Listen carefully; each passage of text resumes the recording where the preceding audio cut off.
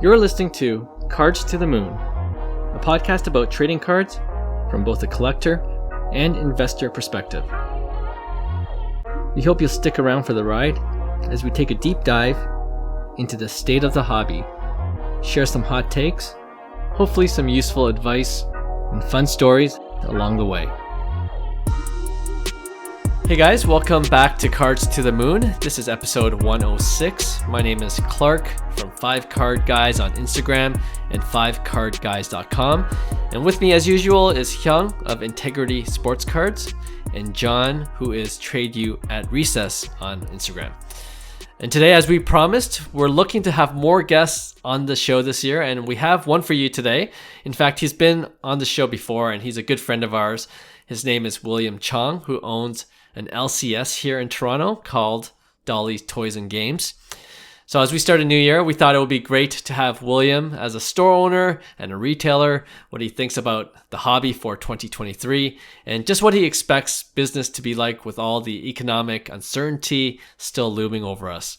But before we get to our interview with Will, off the top guys, we've been talking about the hype that Victor Wembanyama would bring to the hobby when his rookie card comes out. Well, I'm not sure if this counts, but there is a card featuring Wemby in the January and February edition of the Sports Illustrated for Kids. It's one of those cards you have to rip along the perforated edges to get the card. So my question is, do you think this is the beginning of the Wembanyama hype, or is this just a gimmick, or frankly, just a really smart marketing move by Sports Illustrated? Man, this one's tough. I think it's a bit of all three. Sure. I think you worry about overprinting, obviously. That's going to be an issue. And how relevant is it going to be? But Sports Illustrated has had like a very deep history, I'd say, in iconic cards. Probably the biggest would be, I'm guessing, Tiger Woods. Tiger Woods, yeah. So having kind of like that as your staple, but things were very different back then too, right? This was like a 1996 SI, and then Tiger Woods rookie comes out, in 2001. So it was kind of like no one knew that Sports Illustrated for Kids were going to be that valuable until it actually was, and it could have been just that Tiger moment that made it that valuable at least, right? So, but with that said, what does it run? What does it cost? I saw last sold for $30. Yeah, I mean, $30 is, you just put $30 away. Sure. And yeah. Keep it in like as never know. You great never condition know. as possible. Like maybe even untouched. Just maybe stack a few of those uncut Sports Illustrated magazines and kind of just save it and see where it goes. You know what's funny? Like I saw some of the sold listings already, and like some of them are really terribly off-centered. So if you're gonna pick up a magazine of Sports, look for the centering. Oh, so you could tell. You could actually tell. I guess the cut. Can you tell on like eBay or anything? Do they post pictures or? Yeah. Oh, I mean, that's how I could tell that it's really off-centered. Yeah. Oh, I thought you could only tell in person or something like that, where you'd have to just purchase kind of like the magazine. The magazine. Are they reselling the magazine? Like, what's going on here? So is it a release of? Like, I saw some just kind of selling the sheet itself of like those 9 cards. I'm assuming, but then I've also seen them people ripping it along the edges and putting in a top loader like you would any normal card. Right. So I don't know. Well, what would you guys do? Would you just keep it in the mag or? I would keep it in the mag, because by the time I rip it, technology would be able to rip that thing perfectly without being touched. You know what? That said, I heard like people that cut it with scissors, it devalues the card. 100%. And that also, well, does that count as trimmed? Well, that's where Tiger Woods cards were notorious for, was this whole trimming scandal, right? It was on that Sports Illustrated for Kids, and the ones that really are in high demand are the ones that have the sharp perforated edges, right? So as opposed to like kind of like there's none. Some cards I see, I don't know what. Okay, I'll give you a situation. Mm-hmm. Back in the day, before the whole boom, I actually bought a PSA 9 version of the Sports Illustrated Kids for $1,800. How much? Okay? 18? It was like $1,800. So dirt cheap. I don't know what it's now. I don't even want to know.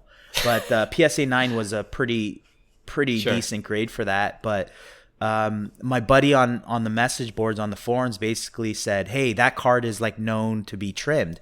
And my heart kind of sank. And I started like questioning everything. I read into it and stuff like that. And I think it was on Blowout Forums. There was some information on it, and I ended up canceling that transaction because I was actually scared of kind of like what if because this was before the boom. I'm like, I can't really sell this. My moral compass is like, I know that this card is like altered. I'm not gonna pass it off as legit. So I was under kind of that influence at that time, and I regret not buying it just because I would just keep it in my collection. You know what I mean? Because a PSA 9 still is a PSA 9 slab, whether it has that backstory. I think over time it would, still hold enormous value. I don't like. What do you know the values of it? Or I'm just looking at it now. PSA 9 last sold in January of this year, so recently, for $2,500. Oh, so not too bad. So it went down a lot. It peaked February 2021 during the hobby hype at 9,975. Right. Yeah. Damn. I feel like it has a lot more to come down. Population count 197 for PSA 9. PSA 10, population 23. Last one sold February of last year for 45,600. Wow. That's crazy. So we might have a Wemby PSA 10. There might be 1,000 though. I don't get how you I don't get how you judge PSA 10s from 9s with perforated edges. It makes zero sense to me. Well, PSA graders, that's the answer. They have all the answers, If they feel good that day, PSA 10. Yeah. So they have that power, right? So yeah. Wow, that's crazy. Anyway, John, what would you do? I would sell it all, man, if you had it. You paper handing $30 though. Yeah, it's like 30 bucks. He's selling. Well, you're buying the magazine for what, like $4.99 or something? That's okay. No, that's a pretty good. That's a pretty good X. Inflation, it's probably like $15-$20 at least. Yeah, true. Yeah, I think I don't know. SI to me is kind of like the Jordan promo card. It's actually way worse. Like the SI is not even a card; it's a page, because I think I remember somebody saying like Sports Illustrated, it can't officially be like a quote unquote card unless it's licensed, right? And because Sports Illustrated doesn't have licensing, they have to make it a page, and people can choose to cut it out. Right. That's genius. So technically, it's not. Yeah. Technically, it's not a card, but people cut it out and then obviously call it a card. I don't know. I think there's like a lot of the Tiger Woods certainly propped up SI and put it into the forefront. Other than the Tiger Woods, because it's just become like a hobby thing with Tiger Woods. I don't know. Like I don't think the SI for kids. I could be completely wrong. I don't think there's going to be anything to this. So if I had it or I bought the magazines, I would probably quickly look to flip it. And I'm sure, I'm not saying it's going to be worth nothing. Like if a Wembanyama PSA 10 did pop up and it's like a pop one and it's impossible to get these, somebody out there is going to pay something for that. So I get that part. But for the most part, I think it's not going to have that luster. I think it only sticks with the Tiger Woods. So does LeBron have one, Clark? Do you know? Ooh, I don't know. I don't think so, because I feel like I would have known about it if somebody if he who did. else has one. Like, isn't there like there might be a tennis? Maybe there might be a Serena Williams. I think Serena Williams had one. Oh, you know what? LeBron does have one. 2003 SI for kids. And how do you know how that sells? Do you have that information in front of you, or I do? PSA 10 sold for $800. Right, there you go. So $30 to $800. Hey, there's some possibility, right? Yeah. If Wemby's the next LeBron. Yeah. I mean, that's what they're anticipating, right? Tiger was a bit more special because like his rookie card, quote unquote, was 2001, which was nothing. There's already like a decade past when he already entered the PGA or whatever the years was. So there was just nothing out there that was really a rookie card. So people were kind of searching for something a lot more previous, and the only thing that was the most dated was the Sports Illustrated card, quote unquote card, right? So there's special circumstances around the Tiger Woods. Sure. Yeah, agreed. There is the Serena Williams PSA 10 1999 SI for kids, sold for $32,400. Wow. Oh yeah, So that's right. There's Top count that was the 8 big one. though. 8. What year was that?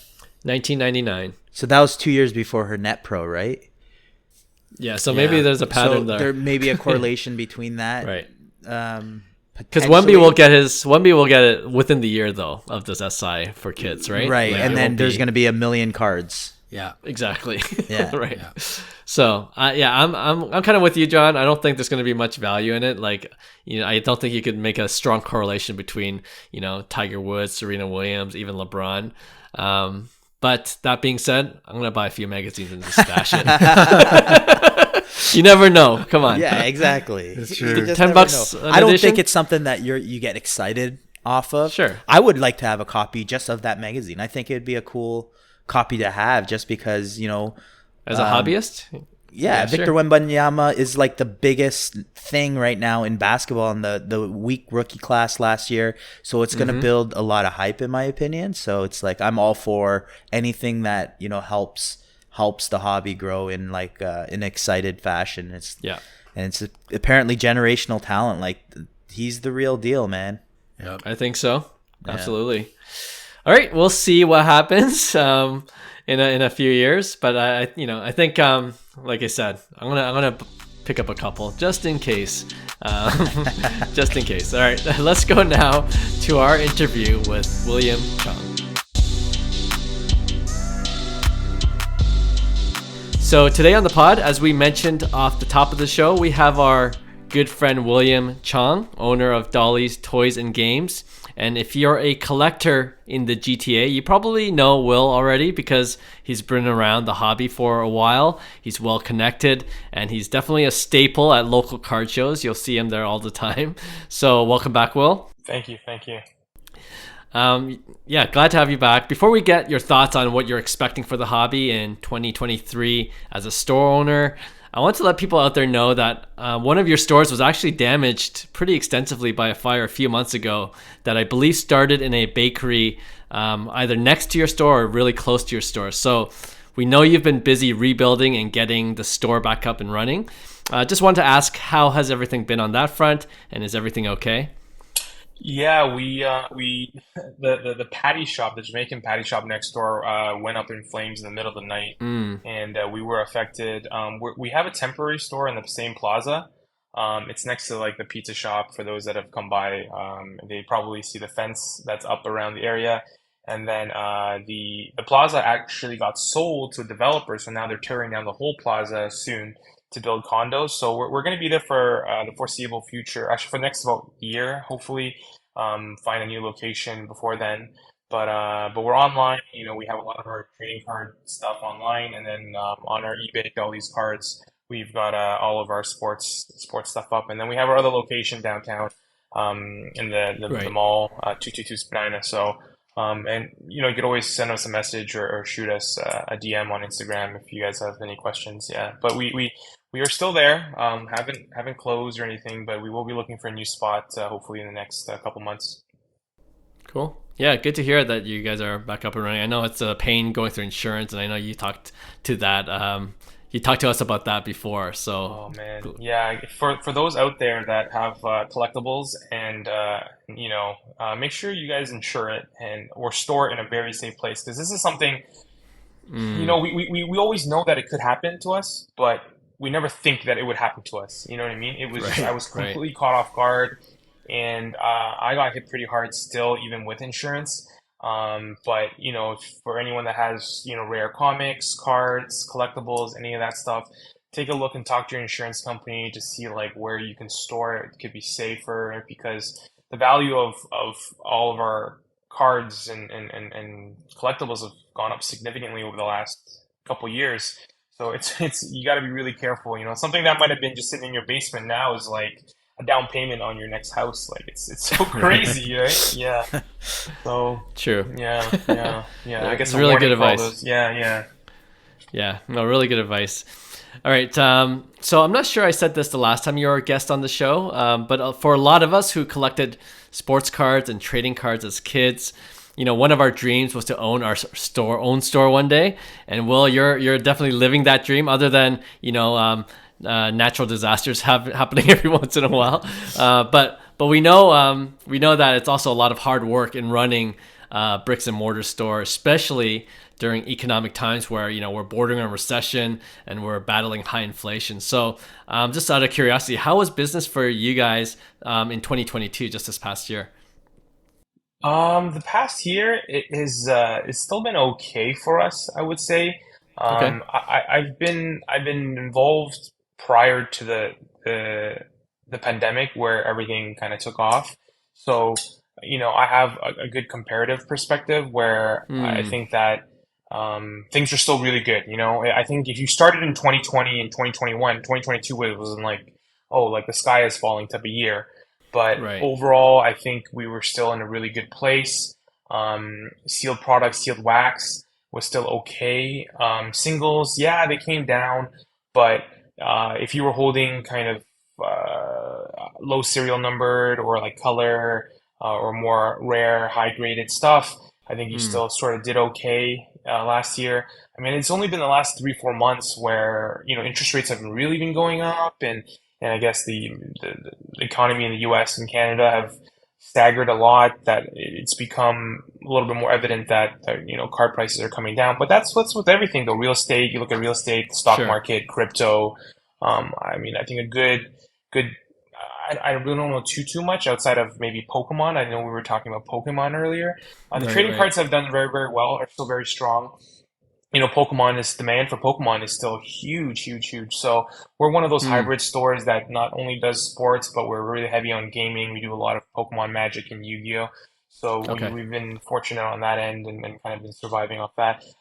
Aside from that, we've had that fire. We were closed for a couple months, which kind of hurt us a lot. But I think we would Yeah. have been otherwise if it wasn't for the fire. We would still would have been okay. It would still would have been a decent year for us. But 2023 is a tricky one. The future, the Hmm. past is the past. This Right. year coming up, I think is going to be interesting, really interesting. Yeah. Yeah, actually, that was going to be my next question. You're definitely right. The past is a past. We're looking forward. We're in the new year right now. And is there anything you're hoping to see in the hobby this new year, or even for yourself or your business? Anything you're hoping to do more of in 2023? Yeah. I think 2023, this next upcoming year, um, we're gonna definitely do less. I think baseball and Panini, essentially Tops and Hmm. Panini. Being a store in Canada, these last few years have been really, really strong in those three sports, and same with cards in those three sports. But Sure. um, the margin actually for those products have come down significantly. So not only have Interesting. our costs gone up for the product, but the retail side has the product has just not shot up like has in the last few years. So if you look at Bowman Chrome, you look at um, some of the more recent releases like Bowman Draft, Right. some our margins were really really healthy on those products, but they've definitely come down a lot. For basketball, this draft class hasn't been super strong, so you're going Hmm. to see, national treasures come out at a reasonable price. Whatever that may be, I don't know yet, but it's going to be reasonable. I don't think it'll be pre-pandemic prices where they were like $800, $900 a box. Right. Our cost is higher than that now, but it'll be relatively affordable, in my opinion, compared to past years. Okay. But we're gonna focus on hockey and the Leafs. I love the Blue Jays Sure. still. Like we're just gonna focus on kind of the hometown. Yeah. Leafs, Blue Jays, Raptors. We're very fortunate to have a lot of local like support for our teams. So, we're gonna Yeah. shift a little bit to that. We're probably gonna do some more, because Fanatics is such a big player now in trading cards. We're probably gonna end up doing more memorabilia with Fanatics. We've always done Okay. Upper Deck authenticated stuff, and we've done, they've got Connor McDavid as an exclusive. Right. But Fanatics has um, Austin Matthews. So we're Mm, probably right. Right. gonna expand a little more into to memorabilia, especially with the new store. I think we'll have more space to do more mem on the wall. And I mean, also with That makes gaming, sense. we're going to be really strong with gaming. Continue with Pokemon and Yu-Gi-Oh and Magic. So, you know, Yeah, for anyone else out there that collects, I think that it's important to diversify, maybe. for Yeah, sure. yeah. Yeah, Just bring in a couple cases of Bowman Chrome. You get rid of the tops, but Just for come on. Hyung, reserve a couple. well, It's yeah, Bowman draft is really really strong. Like the list is actually really Yeah, good. Like it's a good, yeah. you know, yeah. So I the like it. prospects in there are really strong, but like to give you kind of a general idea, like you know what the prices are on Bowman Chrome. It's very easy to find the retail prices right now. You know, you look on any website, but Right. our margins are like in the single digits, maybe. Like Wow. it's not, yeah. Like Going this, down. the Wow. supers, the super jumbos are a little bit, you know, the 5 auto boxes maybe a little bit better, but our allocation on that stuff is like it's cut to none. You know, Right. it's very very little. And then the regular jumbos, yeah, you can Is it find is them it on because it's the going website. to breakers? Like a lot of breakers are clearing them in cases, and like they do like 10, 15, 20 cases of that at a time, just breaking it every single night, you know? At release, that's what Yeah. these breakers are starting to do, right? So I don't know if that's the allocation or what, but it's Um, interesting. they've always so breakers have always gotten a very healthy allocation. You know, whether they have a brick and mortar or don't have a brick and mortar, they've always had very very large allocations, especially the stores in the U.S. You know, I don't need to Right. name who they are. You guys know who they are. You For know, sure. and they would Yeah. get tons and tons of Bowman Chrome. I mean, this is one of the flagship products of the year, right? So they would Right. get a huge, huge allocation already. But the only difference now is that the cost of these products have gone up significantly. Yeah. So Hmm. you know, you can see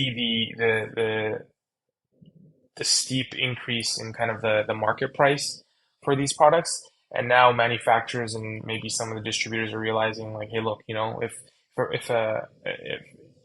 someone's willing to pay $1,000 for a super jumbo, why would we sell it for $300?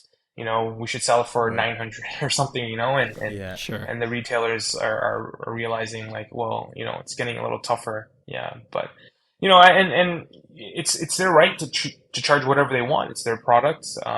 You know, it is what it is. At the end of the day, if there's room for us, you know, there's room, and we just have to find different ways to survive because the demand for this product is just like for these products were just way too crazy. Like, you Hmm. know, Right. it's absolutely insane how crazy the demand for Bowman Draft, Bowman Chrome, Right. Bowman Baseball, all the Bowman products, and For then you know sure. even basketball and football. Like it was just crazy. So this is kind of one of the ways they're just like, okay, you know what? Let's see who can still do it and take product, which is it's tough. It's very very tough. Yeah. Sure, sure.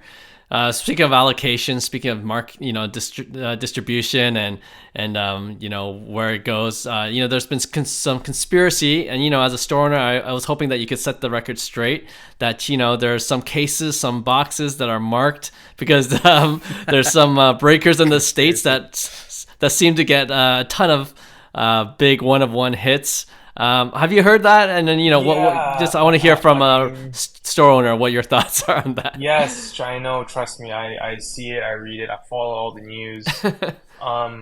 You know, I think what it comes down to is the volume that you open. So some of these Sure. guys, they open so much volume that in terms of Tons, yeah. probability, you're probably gonna get more of the high rarity items. And they continue to Right. open it even at the exorbitant prices. Like some of remember Flawless? Like I can't open Flawless at that price. I don't have customers for that. Right.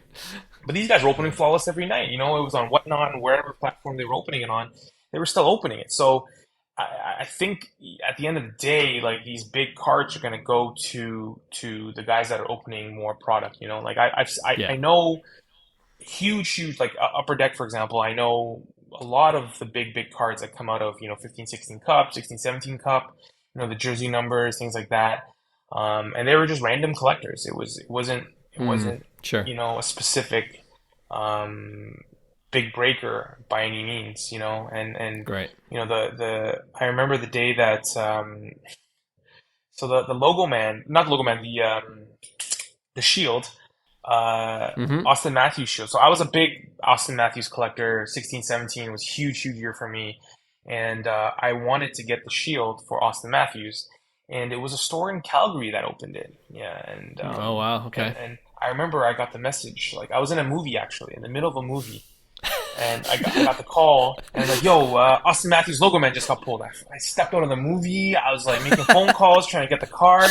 I was like, oh, how much? And then they're like, oh, we're not going to know. The guy's not going to know until tomorrow. I'm like, oh my God, I can't sleep. Like, as a collector, you got to understand, like, it was like, I was, man. you know, I think, I don't know, I forgot what was in the movie. Maybe my girlfriend at the time, but like, she's like, what the hell's wrong with you? You know, I'm like, relax, you know, like this is a card I have to have, you know, I have to have. But that's a meme right there. I know who I think I still know who has the card. Yeah, I know, it's so funny. People are like, you're crazy. Like, why would you? I just stepped out of the movie and I was like, please, like, oh, sell me the card. Collectors, sell me the card. Yeah. Collectors understand. So they never sold it to you. I know, trust me. Yeah, you guys understand. Thank you. No, it ended up getting graded. I think it's a 95. You know, it's probably still in Alberta. I mean, I haven't heard that it moved, but you know, I know who kind of has it, and when they want to move it, I'm sure they're gonna, you know, make it public. But okay. yeah, it's the shield, the Austin Matthews shield, right? The auto shield. Yeah, man, it's a pretty sweet card. I know. I try to get it back then. Now I don't know. I mean, the price is whatever, asking price, but I mean. The Leafs are playing pretty good. Austin Matthews is doing okay, but yeah. Well, I mean, you mentioned you know, you can't afford to open cases of Flawless, but you know, we have our hometown Drake, so we'll do what we can to get him as your primary, you know, client, and then you'll be back in business. I don't even know if he's still opening basketball cards. He's probably just on steak every night. No, isn't he just doing the game? He's been at the casino, boys. I've been seeing his roulette. He's a DJ. His roulette wins. He ain't opening Flawless anymore. Yeah, he's not looking. Triple logo man's already been pulled, you know. So I don't really know if he's still searching for that. But that's actually as good as it is for the hobby. It's also not so good for the hobby. You know what I mean? Right. Like. Yeah. To have a celebrity like Drake chase after these like really crazy cards that are like so expensive and so inaccessible to the average individual. Sure. It's just like it just dumps, you know, fuel into like a huge fire already that's already been burning like crazy, and it's like, oh, Drake is chasing this card. Like nobody thinks about, like, you know, what about all the other collecting that happens. True. And the kids and things like that, you know, like there's so much to it. Even on the retail aspect, like hobby shops, I feel bad for a lot of hobby shops that are not going to survive. You know, like they opened up and then now they got to close. I mean, it's kind of crazy these next few months. We'll see how it goes, but yeah, absolutely. I only had one question, and like you mentioned about hobby shops, and it's a good segue to what I want to ask you, because you're a store owner. I really want to get your thoughts on a somewhat controversial take from Eric Whiteback, who is an influencer in the hobby space. I'm not sure if you ever heard of him. He also goes by the handle The Collectibles Guru.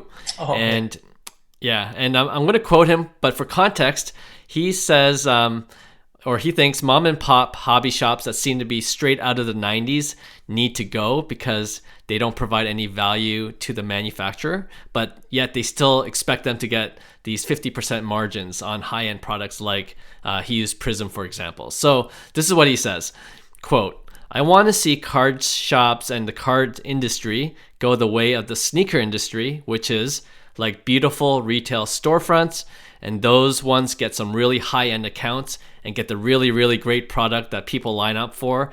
Then these other shops that are outdated in the middle of nowhere, like they should sort of be left to die, in my opinion. End quote. Jeez. Shots fired.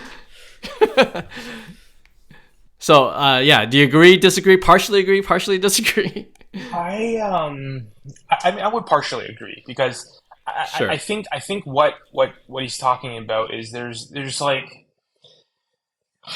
I mean, there are shops that have been around for a while that have allocations that are grandfathered, maybe not even grandfathered now, but I mean, they have been around for long enough where they're still getting some of these high-end products, but they expect to get a certain amount of product because they've been around for so long. But the challenge is that now there are a lot more newer hobby shops that are investing in kind of the brick and mortar and their store and their marketing and everything, right? So and they want all this product. So there's only a finite amount of product. The problem with his comparison to the sneaker industry, though, is I'm very, very closely tied to the sneaker industry too. I have a lot of good friends that are there, that own stores that do both sneakers and cards. Is shoes, they'll just make more, you know.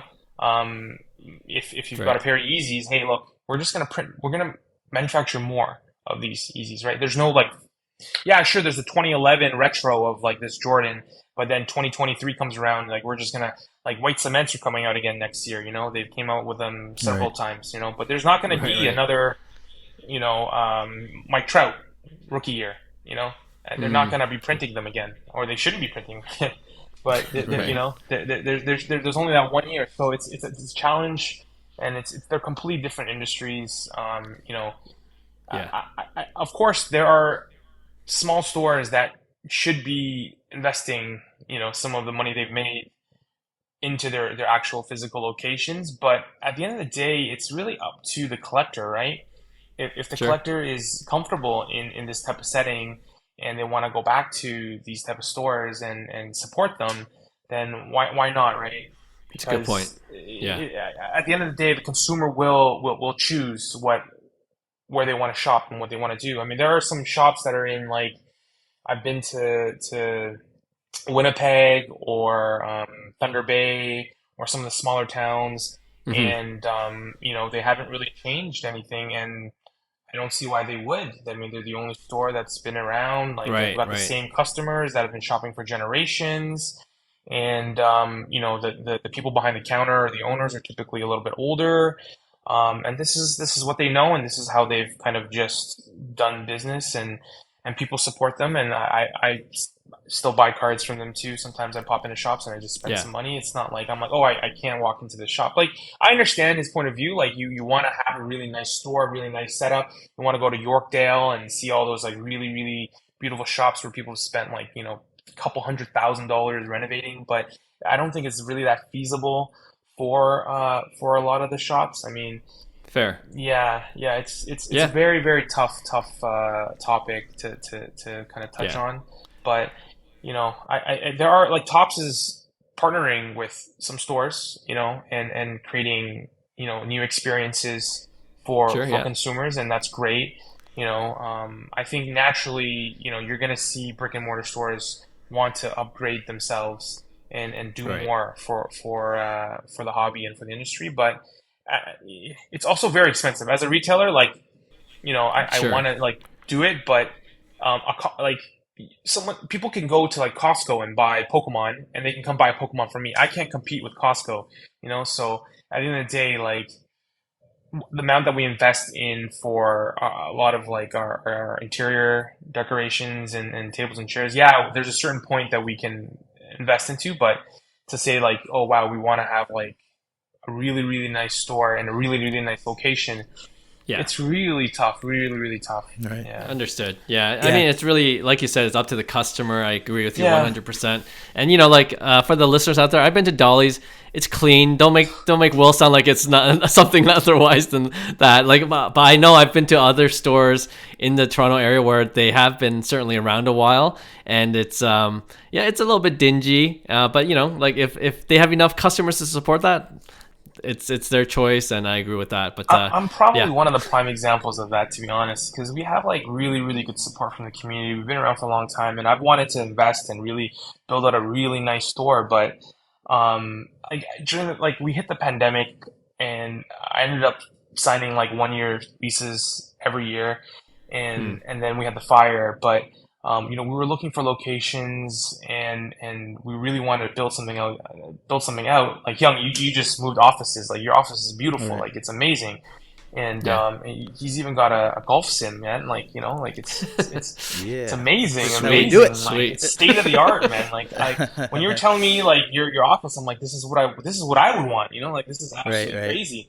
But I'm sure, you know, the costs involved and everything for sure going into it is not light. And But and then we just didn't have enough product. Like going into the pandemic, I'm like, oh, well, let's build out this crazy store with all this space for retail, and it's like I have like no product whatsoever, and that's always a challenge. It's hard. But yeah, it's all about. I mean, those comes with the territory, Yep. No, I appreciate your perspective for sure. Yeah, I think there's like there's needs for the mom and pop shop still though. Like I think what maybe the guy was saying, I forgot who you quoted, but it's kind of like what was I saying?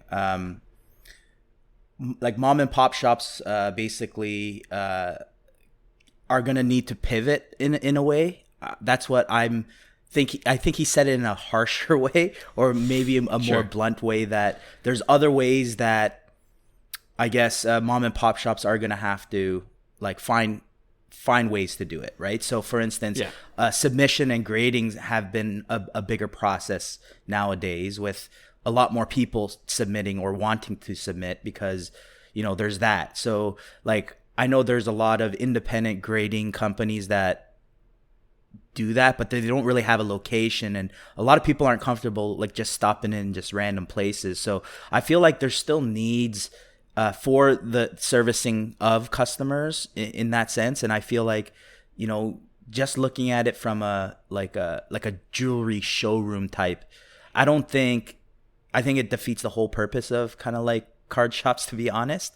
Right. But I get it. If you're selling, individual high-end slabs where you have potentially like maybe 90% of your business on eBay, where you're closing auctions every day, right? Where you can, justify, spending money on marketing and a showroom where it generates enough revenue or marketing to get enough sales or whatever on eBay, right? So it's different ways, in my opinion, from just a business perspective, the way I see it. Or if I was running a shop, I would have to see it that way, because I don't know the support I'm going to get from fanatics at the end of the day.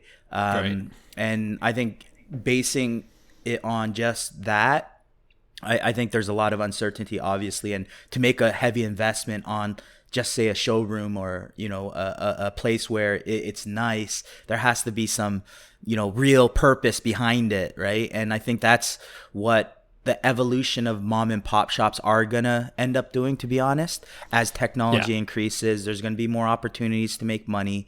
It's gonna make more sense, because the current situation might not entail for the margins to be there. So it's like, okay, why are we spending all this time on certain things, and we could go a different way, right? And that's actually what I love also about kind of like all this talk, is because this is what innovation is. This is how dollies potentially could be the dollies of the future, that you don't know how that's going to look like, but that could be something that this is the process or transition to get to that point, right? So I think sure.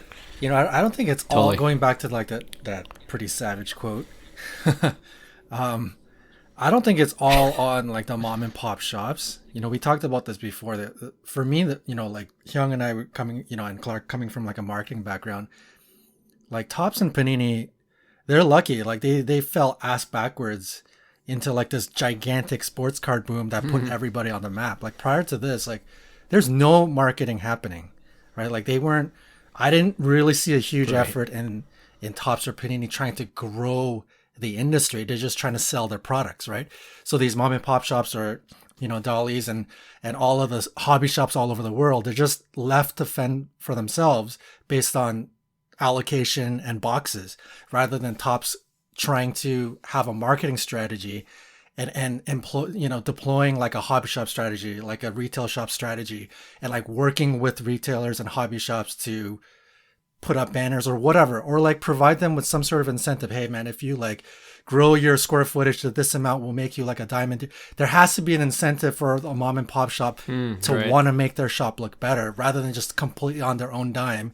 And they're going to sell the exact same amount of product and they're going to get zero benefit from it, right? Other than trying to make it look cool and marketing it themselves, right? So I think a lot of it is on Topps and Panini if we're going to criticize somebody, because we make fun of Topps too. Like the first time they made a social media like commercial, it was about those free giveaway on box cutters. Like, what does that cost you guys? I was like that's your marketing play? Like, come on.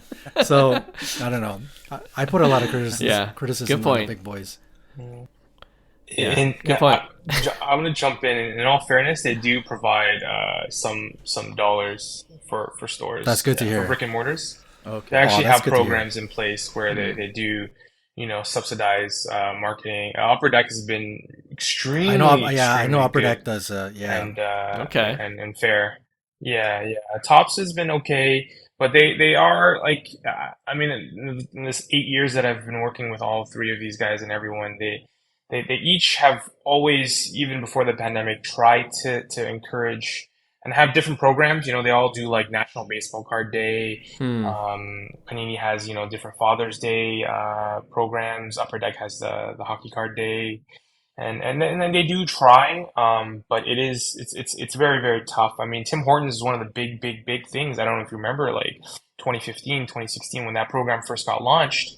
That was crazy for hockey cards. I mean, I think that's maybe one of the driving reasons that people started collecting hockey cards again, because they could this was during like the Tim Hortons craze, where like that's what brought me back actually. Yeah. So you guys know what I'm talking about. Yeah, exactly. Yeah. Yeah. People would come to my store like almost every day, and they're like, "Oh, I bought this Tim Hortons pack. It was $1. Like now I want something else, or like I want to buy some pages or top loaders or whatever." And then they actually that's cool. really kickstarted. Well, I mean, McDavid helped too, but it's one of those things that kickstarted like the hobby again, especially with hockey cards. Because if you think back, like previous years before McDavid, like there weren't anything crazy, and I mean, the last it was kind of like. Yeah, it was like not too popular for 4 or 5 years at least. But and then since the McDavid year, it's been just insane. Yeah. Okay, I was just about to rail against the manufacturers, but since Will set the record straight, He humbled up. We're cool. Panini is tougher. It's a little bit tougher. Yeah. I'm giving some back. Some like that's behind why we have you. behind the That's why we have you as a scenes, guest. Yeah. There are they do have programs, and like I said, like Upper Deck partnering with Tim That's good to know. Hortons, you know what I mean? Do you guys remember the Canadian Tire partnership? No. What was it? That was insanely popular. So I think it started in 2018. If you guys look it up, their Canadian Tire did a set because they're like, oh man, Tim Hortons is like taking all these hockey cards, and people are going to the store and buying coffee, and buying these packs. So Canadian Tire, I think it was 2018, ended up partnering with Upper Deck and creating a set that was sold exclusively at Canadian Tire, and people went crazy the first year. Yeah, really? Yeah. And it was mostly Team Canada stuff, right? And just I think really popular. Now that you mentioned Team Canada, Not sure why. Like my wife works at Canadian Tire. She still does, and that's how much she hated she's cards. Like, no, Clark. he doesn't need any She more. knew it the whole time. She knew it the whole time. She's like, I cannot say anything. It's probably all in the garage, man. Clark, it's in the garage, man. She's secretly been holding it boxes. she left it in the office before the pandemic. Yeah, it's just like it's under her office desk. She hasn't been back since the pandemic. So. Oh wow! Yeah, they've done it a few times afterwards. I think maybe the year like 2020, maybe they did it again, or 2019 they did it again. But I don't recall anything recently. But the first year was extremely popular. I mean, I remember the first year, like even when I met Canadian Tire, I was like, "Yo, where are the cards? Where are the cards?" And like, oh, somebody came and bought all of them. It was crazy the first year. Yeah. No, that's we appreciate that insight, and that's why we love having you on. We'll have Will back on as a regular guest. We always appreciate when he reaches out to us, and we love connecting with him. And I think the last time I saw you, Will, in person was when you actually went to Hyung's office and checked it out there. So that was good to see you then, and. We always appreciate you being a friend to us in the hobby, and of course we thank you for being on the pod again, and I'm sure we'll be keeping in touch with you throughout the year. Thank you guys. Thank you. I appreciate it, guys, a lot. Thank you. Awesome. Go support local, guys. Go support local. Do it.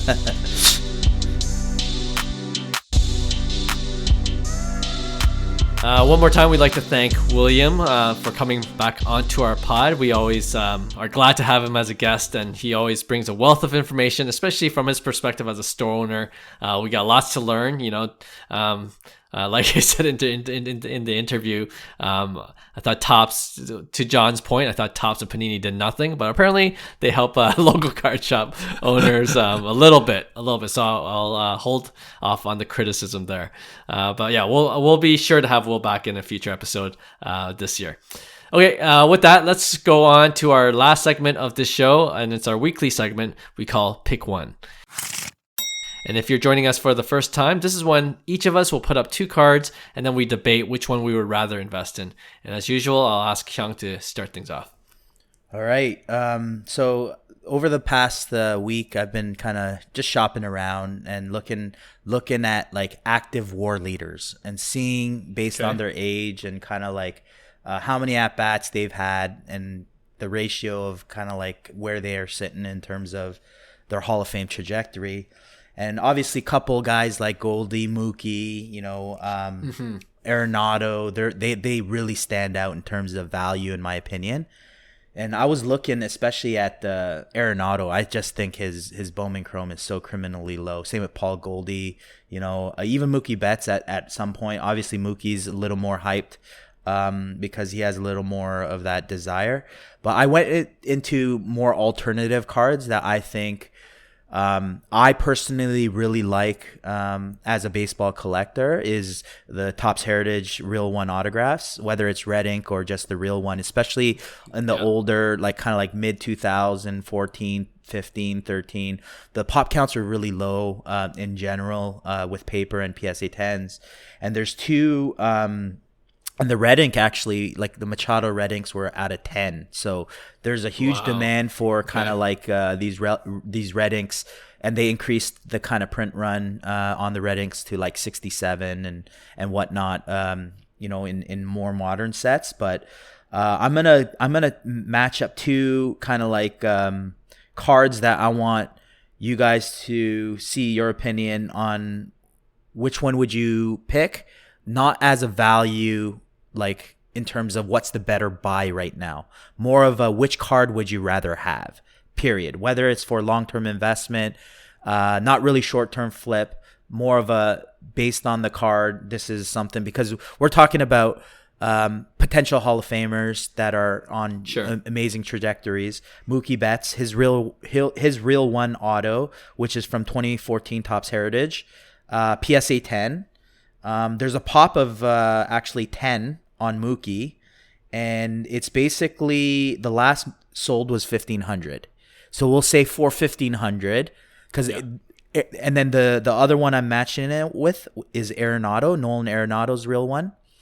And the reason why I brought this up is a pop 2, right? So there's only 2 in the world graded PSA 10, and there's one that's listed for $26.90. Obviously, somebody has to buy it for that to make the last comp.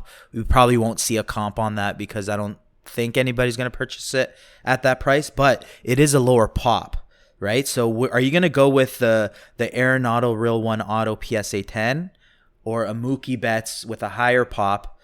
Let's just say at 1,500. Both were $1,500. Which card are you going with? Ooh. I'm an Arenado fan. I like him a lot. I did have his rookie card at one point, but I sold it. I did see a gold refractor Topps update that sold recently. I was very tempted. I was like, oh man, that's such an awesome card. And I think that was the first time I saw the PSA 10 ever listed since I got back into this on eBay. So I was like, I think it's like a pop 10 or 11. This is tough. I think I have to go with Mookie though. As much as I like Arenado, they're if not already, if they were to both retire today, I would assume they're gonna make it into the Hall. So they're well on their way. I feel like Mookie will finish his career as one of the best baseball players of all time. Like he'll be in sort of like a top 20. Hyung, you can correct me if I'm wrong, but I feel like he's gonna conversations for Mookie at the end of his career will be something like that. Nolan Arenado, on the other hand, he'll get great accolades, but he'll be like a standard, really solid Hall of Fame finish.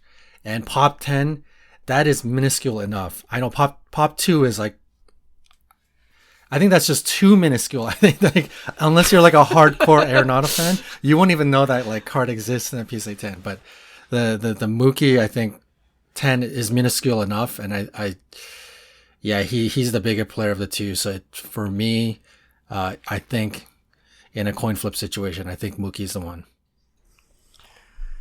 Okay. Right. Well, that's hilarious. There's something that's like too minuscule. the superfractor. It's just too minuscule. I don't like on it. The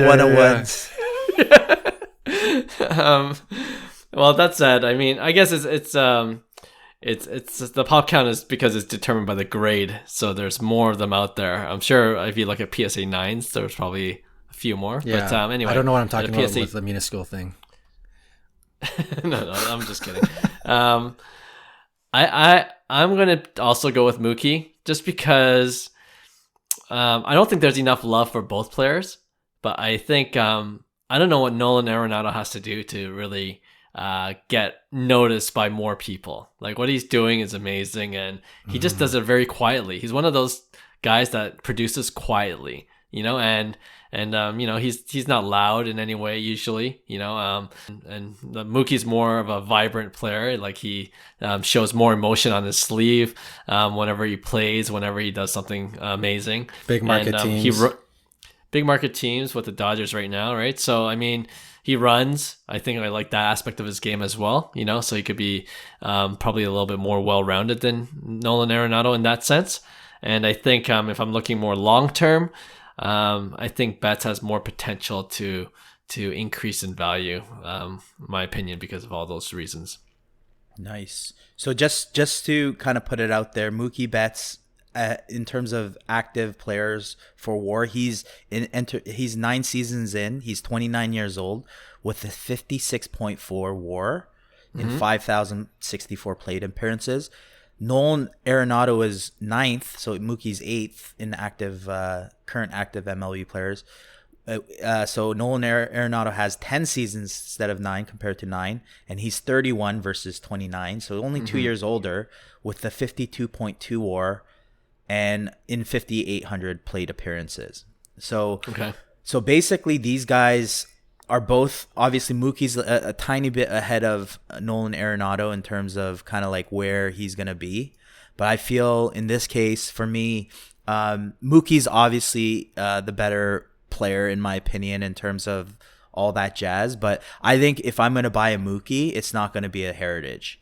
Although I do like the Mookie Heritage, I think with Mookie, because I like him as a player, and there's no value in the Bowman Chrome and the Arenado, I rather go with a lower pop Arenado that's impossible to get for that PC, and then kind of shop kind of for that like the Bowman Chrome maybe Mookie Betts, right? So it's kind of like I do agree with you guys though in terms of like I would normally, if it was just a flip or something, you're probably going to be more successful with the Mookie Betts, but there's something about that Arenado card, that Pop 2, and it's such a good looking card. Same with the Mookie cards, amazing looking too. They're both on card autos, but yeah, I think I would go Arenado in this case, just because what I've learned to do, or at least my always goal for everything, is if I have access to a big card, and I'm doing this with obviously the Tatis Independence Day,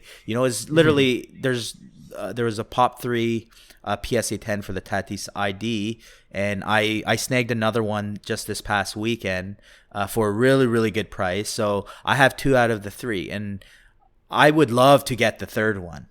And I think that's cool to really corner the market in that case. And I would do the same thing as, think of a Hall of Famer. You have a piece of a huge card of a Hall of Famer that you have, the whole pop. There's only one that exists, right? It's not like it's a prospect or anything.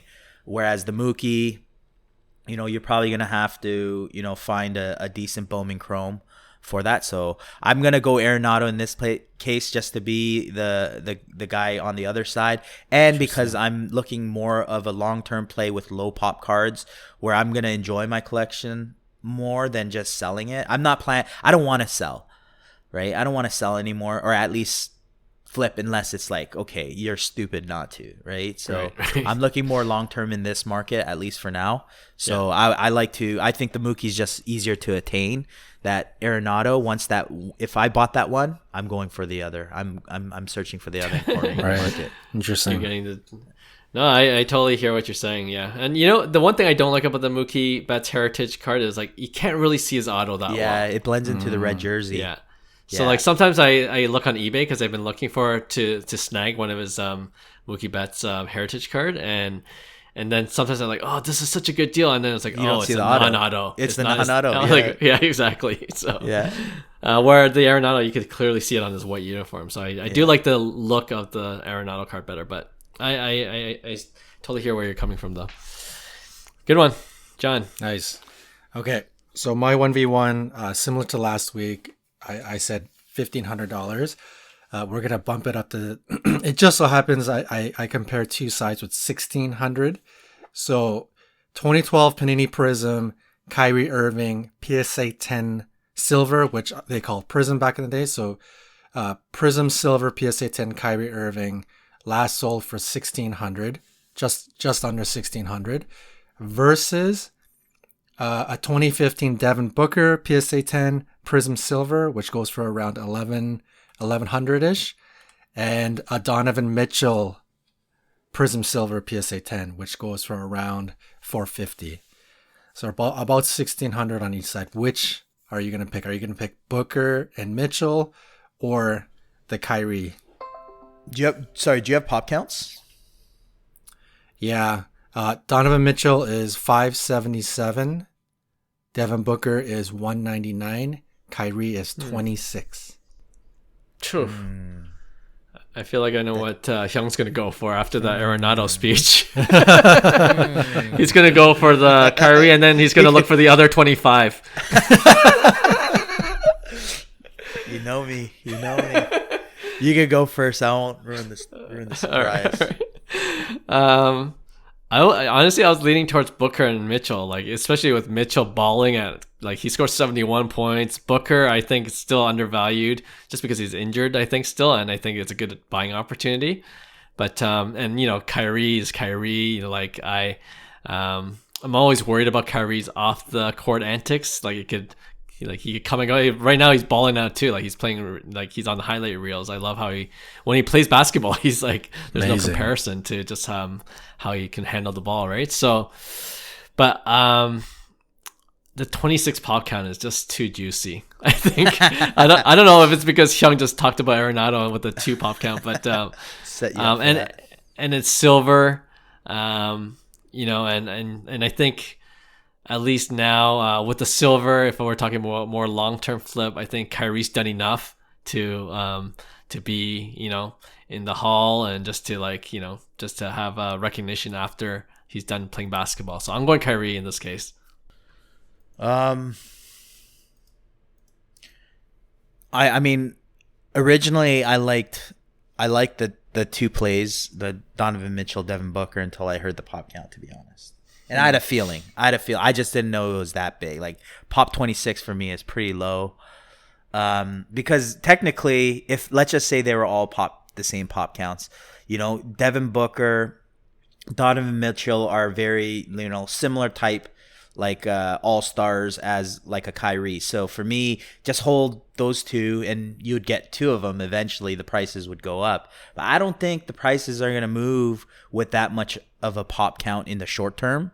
So that's my concern is I think it's going to sit sideways for a really long time.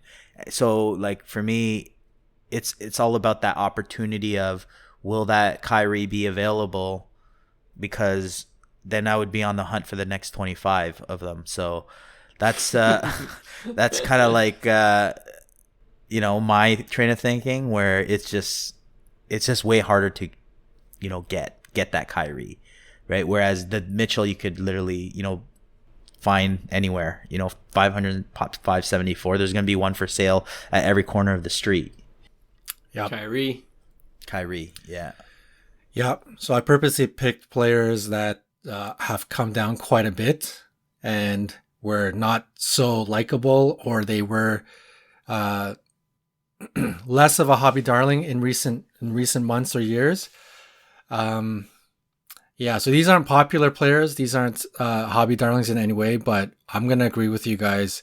I did like the Booker and Mitchell, but that pop count is too juicy. And really, for me, what it comes down to, each three of these guys, for one reason and another, their values are very low, right?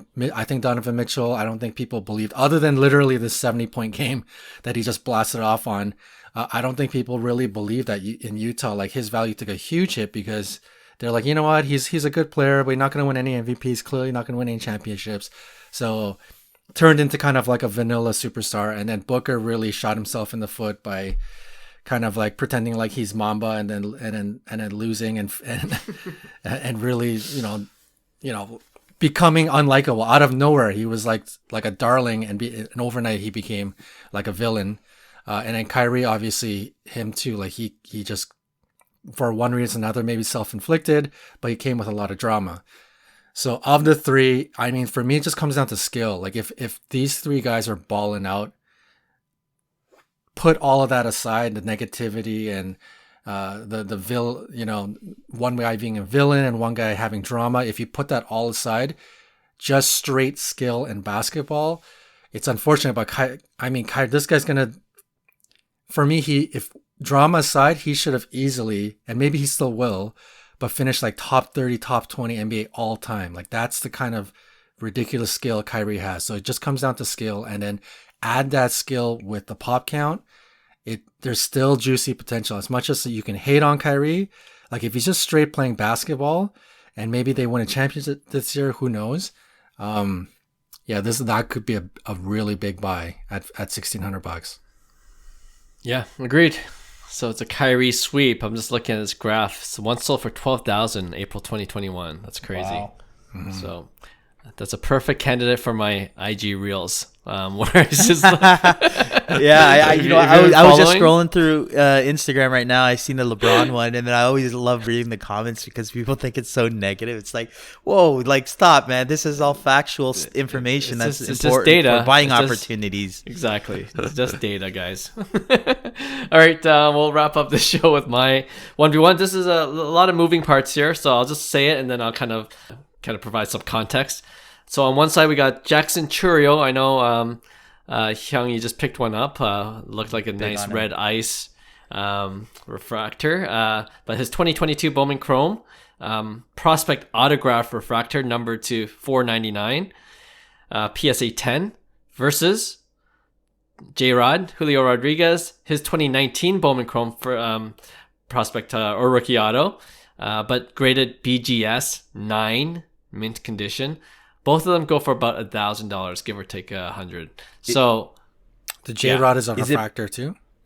Is it refractor or base? It's a base auto BGS 9 mint, but it's J-Rod. And on the other side, you got Jackson Churio, 18, 19-year-old kid.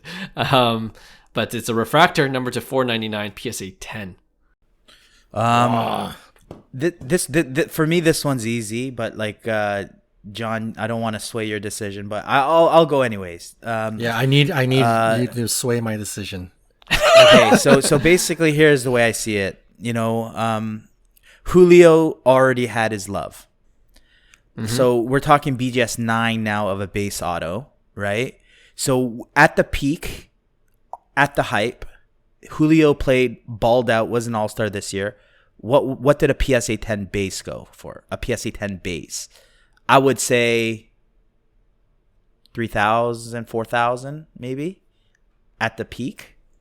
Okay. I'll check, yeah. So my thing is, what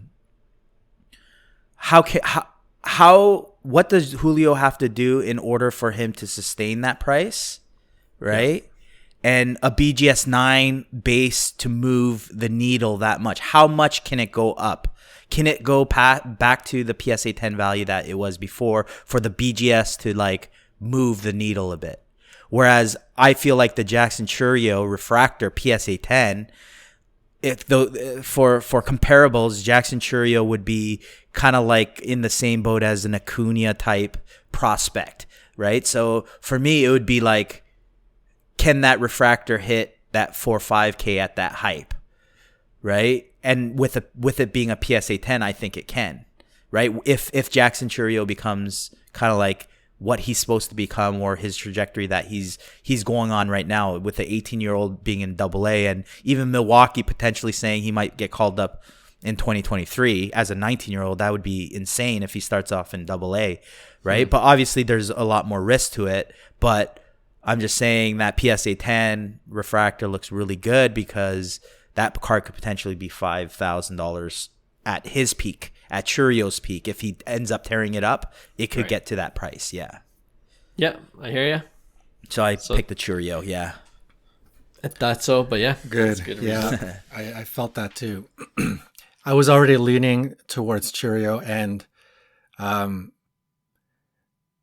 full disclosure, obviously I know nothing about the kid. I've never watched him swing. I know absolutely nothing other than the fact that he's a chase card in Bowman Chrome. And I lean on somebody like Hyung. This guy, Hyung, he knows baseball. He knows prospect baseball really well. He's a part of the game. And if somebody like Hyung is spending money on Chourio, it gives me confidence that this could be a pretty good roll of the dice. And J-Rod for me, I have FOMO. Yeah, out of FOMO too, but a little bit of both. I'm FOMOing. That's why. Cause I think he's too good, but it's a bit of FOMO. Just warning you. Yeah. Which I'm still fine with. I mean, let's be honest. Both of these players are still pretty hyped right now. Like there is a spike on both of them, and they're both due to have correction. So either way, I think both of these picks will have some correction. But of the two, if you really wanted to roll, and for me, PSA 10 refractor numbered, and then I have a good friend that is feeling pretty confident putting some money into it. Like that's an easy, even investor and collector hats put together, it's easy for me. Like base auto, BGS 9, I probably won't even have I probably want to get rid of that card as soon as possible while it's in my collection, right? So I think I'd probably have a little bit more fun with the PSA 10 refractor. So yep. All right, fair points. I think it really comes down to like, what's your risk appetite? Yeah. Right. And I think, I don't know, I'm going to go with J-Rod. I think he's pretty much a sure bet in terms of what he did his rookie year. I have pretty high confidence that he could do something very similar in his sophomore season. I think he's a real deal. And, even with the BGS 9, even with the base auto, like if I'm thinking more mid to long term, I'm definitely more bullish on J-Rod, even after seeing him the first year. So I think it's your risk appetite, because I the gambler in me would definitely choose Jackson, because there's a PSA 10 factor, there's the numbered factor 499, and it's shiny, it's a refractor, right? So, but the other side of me is like, sure, it could definitely hit 5K for sure. I have no doubt. It could also hit 500. If Jackson doesn't do what he's supposed to do. And, a lot can happen with 18-year-old kids. Not every 18-year-old high top prospect baseball player in the minors makes it. It's just a numbers game, really. You look at this stat. So it's your risk appetite. Jackson certainly has talent. That's why there's a good reason why he's a chase card. But if I'm comparing it to J-Rod, who I'm just really more confident in, and love watching him play. I think he's going to be a phenomenal player in years to come. I'm just investing in the player more so than anything else. So I'm going to go stay with J-Rod. I need to add a J-Rod to my collection. That's one of my goals for 2023. I'm going to wait till he gets in a slump. Hopefully just like a minor slump, and then I'll just scoop one up. All right, with that, we'll end this show. Thanks to all our listeners once again. As always, for tuning in every Tuesday. We do have an episode every other Friday, so we'll see you then as well. Till then, bye. Hey, thanks for listening to Cards to the Moon. We'd really appreciate you subscribing to our podcast wherever you listen to your podcasts. And you can also connect with each of us on Instagram at 5cardguys, or you can follow Hyung at Integrity Sports Cards, or John at TradeU at Recess. You can also check us out at 5cardguys.com. Thanks again, and hope to connect soon.